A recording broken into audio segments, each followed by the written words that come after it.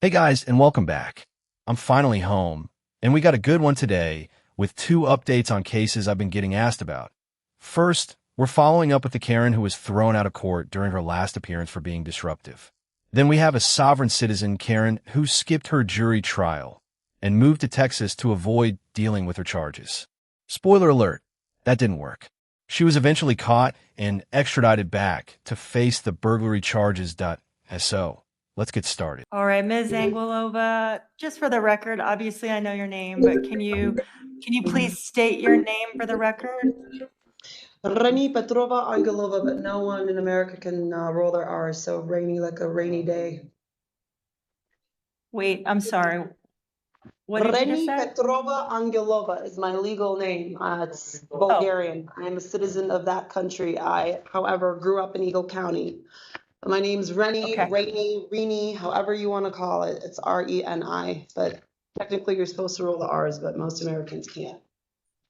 No Gotcha. disrespect. Okay. Ms. Anguilova, did you have a chance to watch a video that advised you of your rights? Yes. Do I even have any rights as a non-citizen of this country? Well, I you think should have I also think received an immigration advisement as well. Do you have any questions about those rights that were set forth within that video? yeah, but I think I'm going to reserve those questions for my lawyer. And Okay.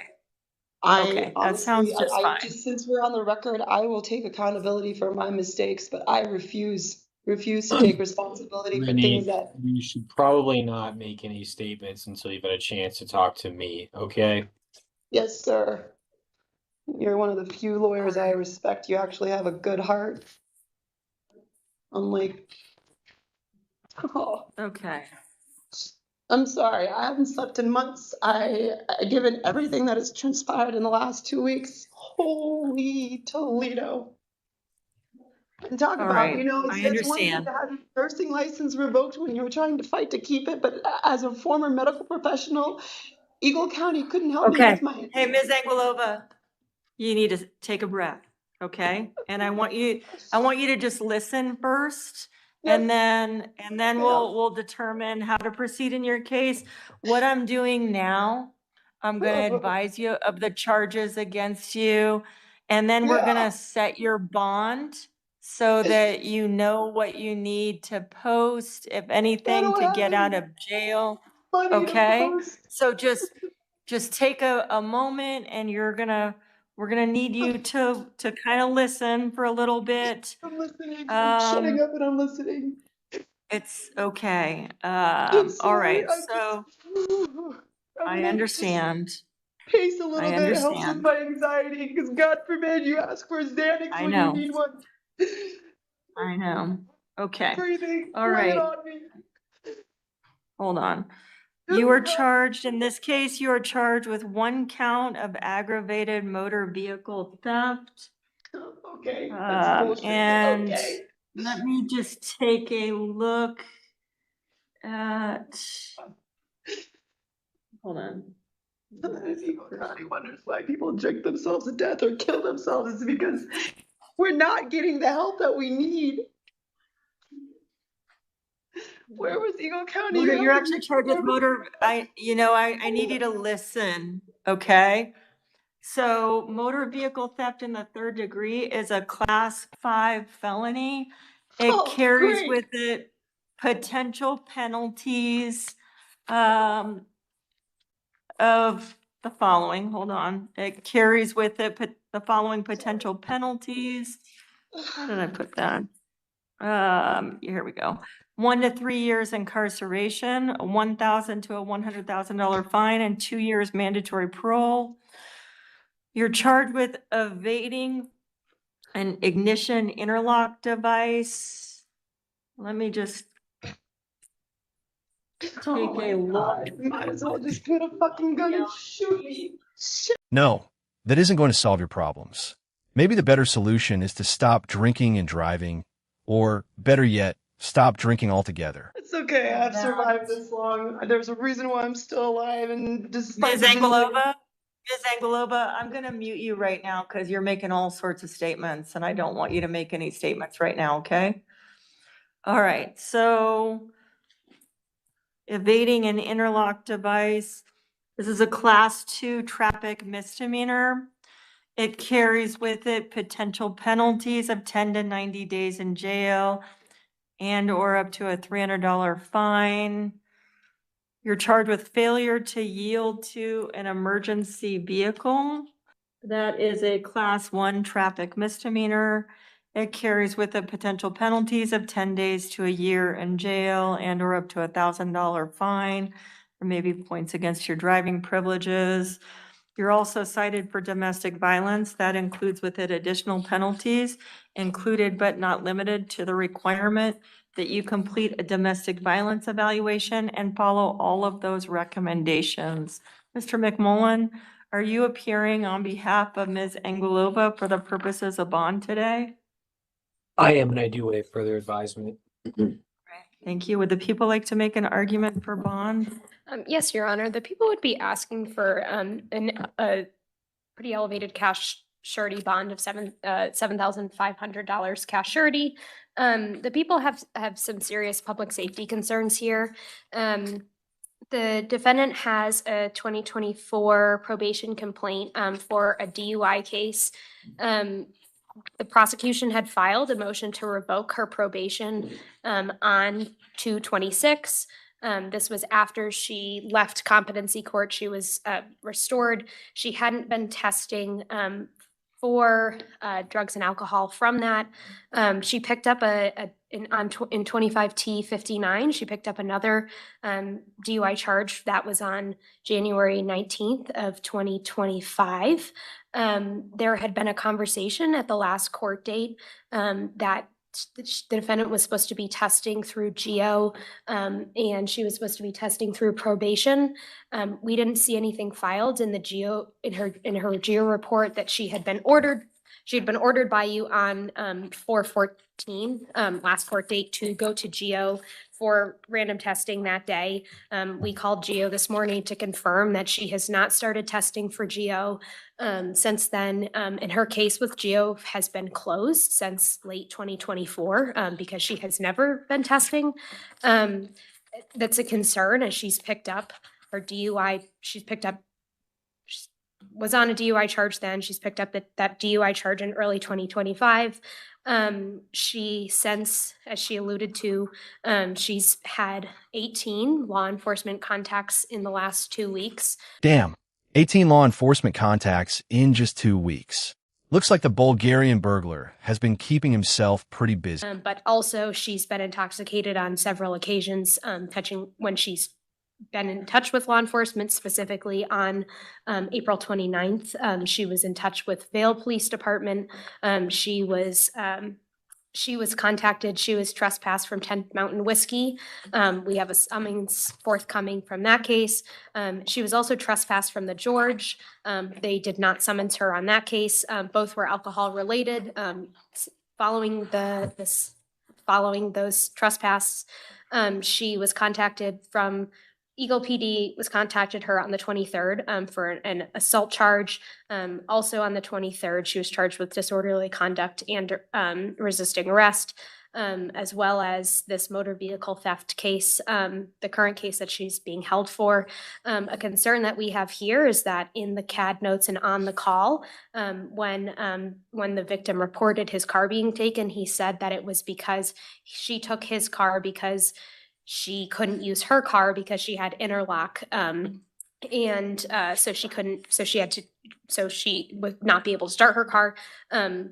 There was nothing mentioned explicitly about drinking in the affidavit. However, the people have concerns that she was intoxicated at this point when she was arrested because of her comments about not being able to drive her car, which has interlock. The people will be looking to determine if there is a driving, a DUI charge is appropriate here. But due to that, we just have serious concerns that she continues to drink, and she's putting herself and other people in the community at risk by doing that. This was also a DV underlying nature charge. So in addition to the elevated cash surety bond and the testing, we'd also be asking for the Title 18 protection order, no contact to go into place here. All right, is Mr. Gardner present? If you are and you want to speak, you need to press *6 to unmute yourself.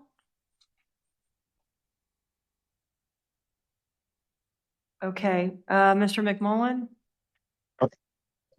I am present. Oh, Mr. Gardner, do you wish to make any statements, sir? Yeah, I mean, I never really, all I wanted back was my vehicle. I didn't think she was drinking. I just, you know, she just wanted to use my vehicle and never really asked me, that's all. Okay. Mr. McMullen? Thank you, Your Honor. I think based on Mr. Gardner's statements, as well as the fact that I think we're all familiar with Rennie. She's been around a while. She comes to her court dates. She's demonstrated responsibility. She's been a caretaker for elders. She is getting set up with some help with a church in Avon that's been helping her relocate. She's supposed to start a new job in the coming few days, but the church in Avon is going to give her some help getting a residence. She's also currently going through an eviction, and because she's in custody, has not been able to pick up her stuff. She's not sure what's going to happen to her stuff. If she gets out of custody, she'll be able to organize her relocation with the church so she can get it set up with a place to stay. I would ask the court to consider a personal recognizance bond here. And I would ask the court not to. I understand it's his job to request a PR bond, but she has clearly shown a disregard for the law. When given alternatives for getting around while intoxicated, she chose to steal someone else's car because she couldn't drive her own due to its interlock device. You know, there's some allegations in the new case about potential new charges, but it seems that based on the four corners, as well as what Mr. Gardner is saying, it doesn't sound like that's the case. And it sounds like he would like a personal recognizance bond as well, if I'm interpreting what he's saying correctly. And as the victim of this case, it seems that his car was returned to him without issue. So we would make that request. Really, any amount of bond would keep her in custody. So at the very least, an elevated bond is not necessary. Okay. All right.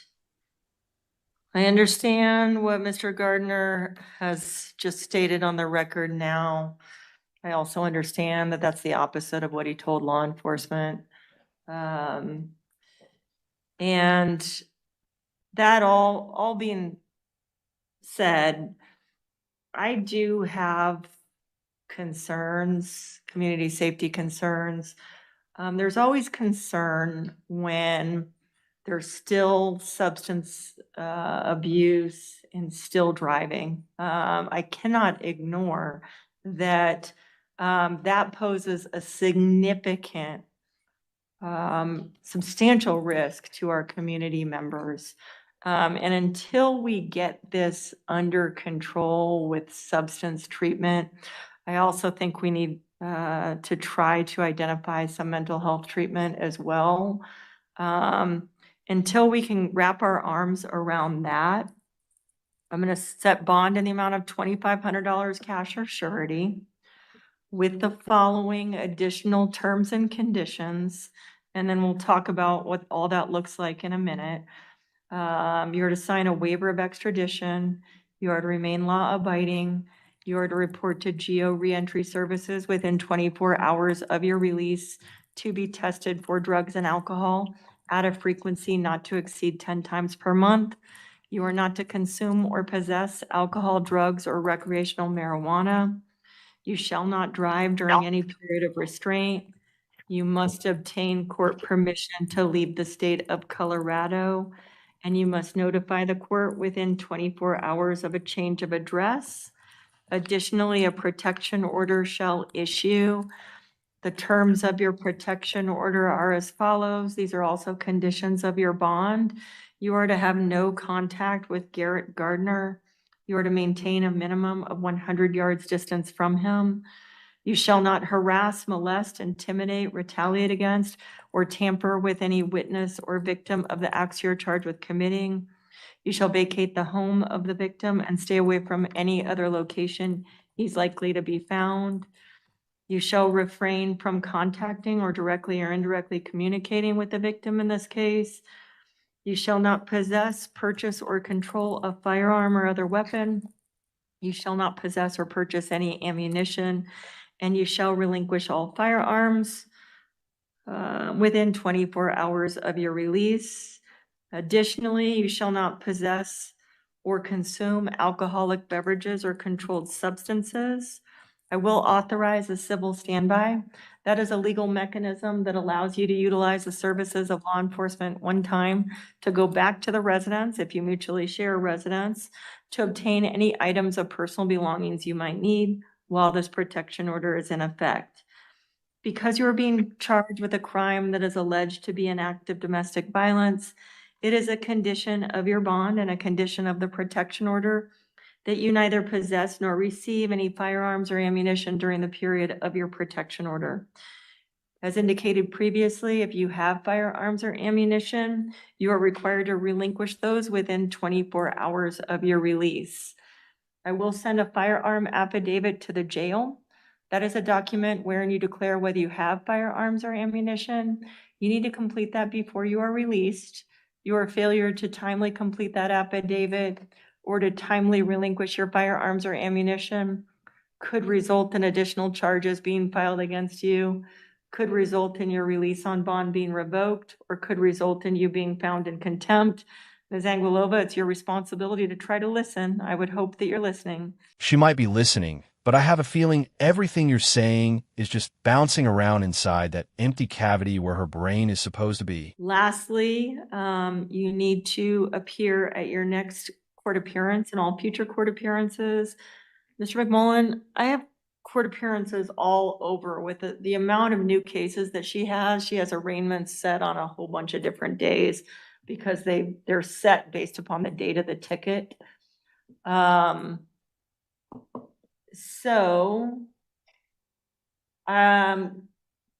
She's next set with you on June 9th at 9 a.m. Do you want me to set it on that date, or what do you want me to do?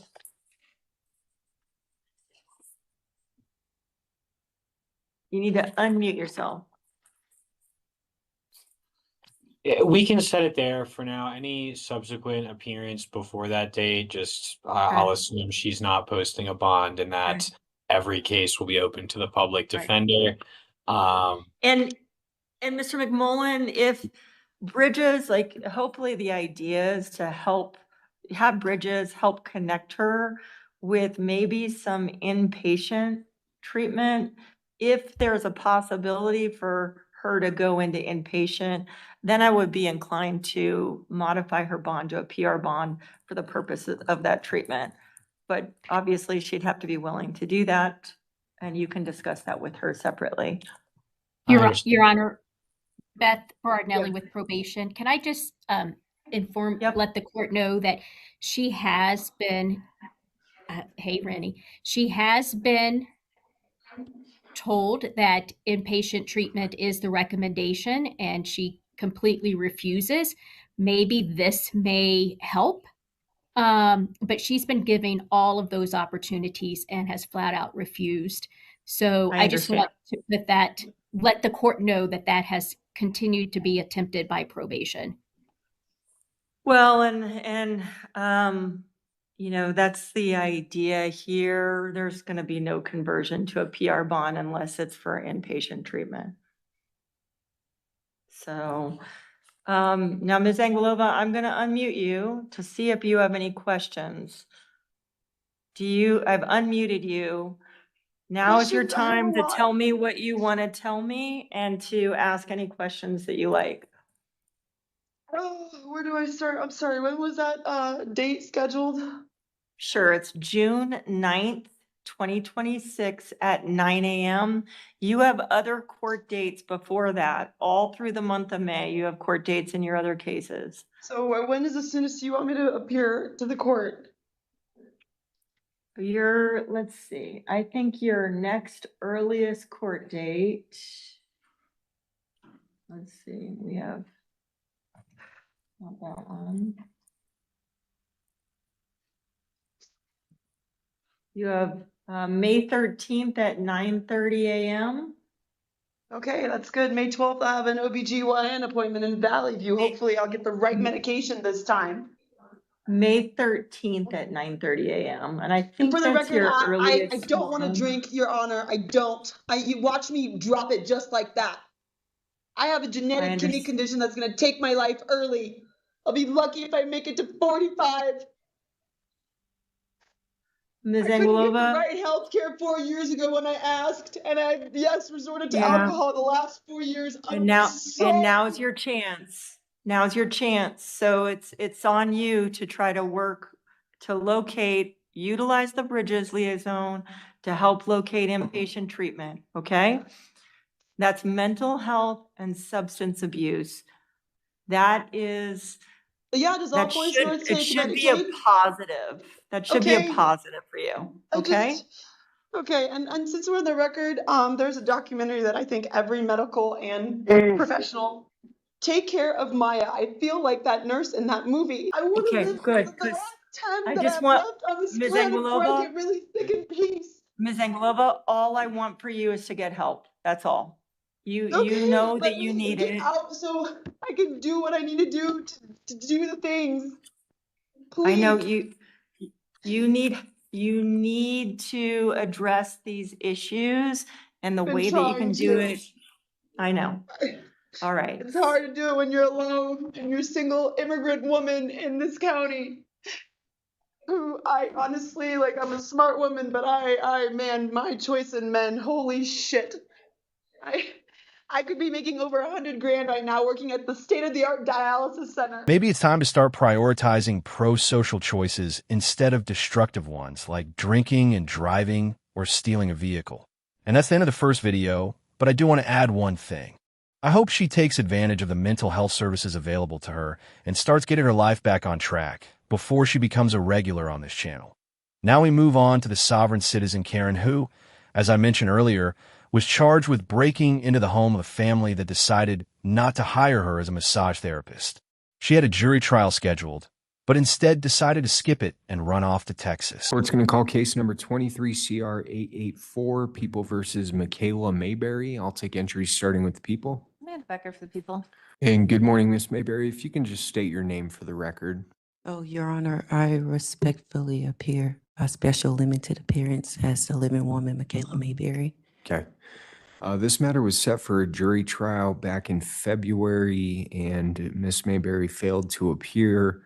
We need to get this reset for trial. And how many days were we setting this for? It was set for 5 days. Your Honor, the people do have a motion for non-testimonial ID that is pending, as well as a motion for added counts that would qualify for PH. Ms. Mayberry, did you wish to make any record on the motion for non-testimonial identification and the motion to add counts? Your Honor, can I make a few records on a statement before we proceed Go with ahead. any other actions? Go ahead. Okay. As mentioned, I respectfully appear by special limited appearance as the living woman, Michaela Mayberry. I must first place a few matters on the record before any other actions proceed, as these are fundamental to my understanding and peace of mind, and I speak them in good faith and honor. Okay, go ahead. Okay. I'm here today propria persona, not pro se, not as a defendant, not as surety. I am not representing a legal fiction, and I do not voluntarily submit to any roles presumed upon me under any administrative titles or statutes. I reserve all of my rights without prejudice under UCC 1-308 and demand that none be waived knowingly or unknowingly, as I do not consent to any contracts or jurisdictions not fully disclosed and agreed upon. Notice was already served, including IRS Forms 2848 and 56, formally revoking any presumed power of attorney and relationships that may have been assumed by this court or its officers. And in doing so, I did send notice via certified mail to the courts and its officers, including the DA, and with the recipient's acknowledgement with the green return signature slips that I received to my Texas abode. So you sent your magic get out of jail paperwork to the court staff and thought that would somehow let you avoid taking responsibility for your alleged criminal behavior. Tell me, exactly how did that work out for you? And in doing so, the DA, the court, and the officers chose acquiescence with no rebuttal to any of the notarized claims or notices that were sent. And to my surprise, there was like some unsettling financial documents that I discovered. And in law, acquiescence is considered, acknowledgement. And they had the duty to respond and chose silence and didn't rebuttal. Okay. So the acknowledgements and agreement was agreed upon per the UCC 1-202 notice acknowledgement and mentioned in CFR, like 11 CFR 111.45 in the administrative procedures. Okay. And the financial documents that were discovered were obtained by my financial institution, Fidelity, which were verified by a Bloomberg specialist. And the matter 23 CR 884, to my surprise, developed a QSIP number 316138106 with the fund symbol FEQIX, pretty much terrifyingly saying that this is proving that this court has a financial interest in the matter. Wrong. The court's interest in this matter is pursuing justice for the victims, not financial gain, despite whatever your sovereign citizen guru told. And it also proves that this is not government, but a corporate entity. So, Your Honor, how can I ever be tried fairly and just if the court, when the court and its officers hold a multi-million-dollar financial interest in the matter, and it's being traded through the CRIS system and on the stock exchange as a security? Okay. Ms. Mayberry, did you have any position on the motions that were filed? Yes, these are my positions. Leviticus chapter 19, verse 15 states, there should be no injustice in the court. So where is the justice? How is this justice? So I'm not consenting to gender with any corporate entity bearing my name in all capital letters, as I respectfully stand on all of my rights and do not consent to be administered. I'm not here to disrupt. I'm not here to argue. I'm simply here to preserve the record, speak my truth in peace, and request that no adverse inferences be drawn from my silence or non-participation in assumed procedure. Okay. And I request that if this court intends to proceed, that it produce on the record today a verified claim by a living injured party, the DA's license to practice law, and not their bar membership number, a lawful contract bearing my signature, and a proper delegation of authority granting this court jurisdiction over me, the living woman. Okay. And if this court does not possess any of those items or all of those items today, that I ask that this matter is closed and settled honorably, as I do not consent to coercion, incarceration, or any compelled contracts. And again, respectfully request that no adverse inferences be drawn from my silence or non-participation in assumed procedure. Okay. May God be with me as He, the Most High, is the only one who can judge me. 1 Corinthians chapter 4, verse 4 and 5 state that it is God who judges me. Therefore, do not pronounce judgment before the time God comes, who will then shed light to the things now hidden in the darkness and disclose the true purposes of the hearts. And then each one will receive their commendation from God. Okay. And I thank this court for honoring my peaceable notice and appearances. Well, did you forget one of the 10 Commandments? Thou shalt not steal. And let's not forget the book of Division 15:20. Thou shalt be judged by a jury of your peers. And if thou art found guilty, thou shalt spend a whole lot of time in prison for thine actions. All right. Praise be. Thank you, Ms. Mayberry. What the court's going to do, the court's reviewed the motion to add counts. Court's going to grant that motion. I know Ms. Mayberry's record that she made today in regards to each of those motions. Ms. Mayberry has previously been advised as to her right to court-appointed counsel. Ms. Mayberry has previously represented that she intends on representing herself. Court's also going to grant the people's motion for non-testimonial identification. Based on the added counts, court's going to set this for a preliminary hearing. How much time do you need, Ms. Becker? For the preliminary hearing, I would ask for 2 weeks to make sure that subpoenas are received. And how much time for the actual hearing? An hour? An hour. Okay. We're going to set for a preliminary hearing, and then we're going to clear, did you say 4 days for trial? Yes, Your Honor. Okay. Your Honor, so sorry, before we finish, so the people, since Ms. Mayberry is pro se, will have the detective in this case go to the jail with his body worn camera, and he will do those buccal swabs at the jail under video.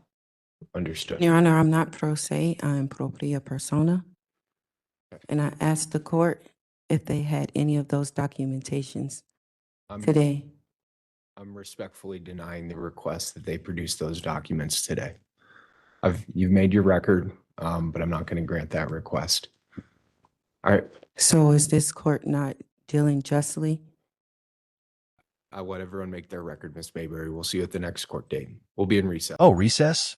Well, thankfully, that's probably your favorite time of the day. All right, guys, that's the end of today's video. Both of these Karens have upcoming court dates, so I'm sure we'll be seeing them again soon. That if you liked the video, hit the like button. If you disliked it, hit the dislike. Don't forget to leave a comment below and subscribe with notifications on so you don't miss any of my content.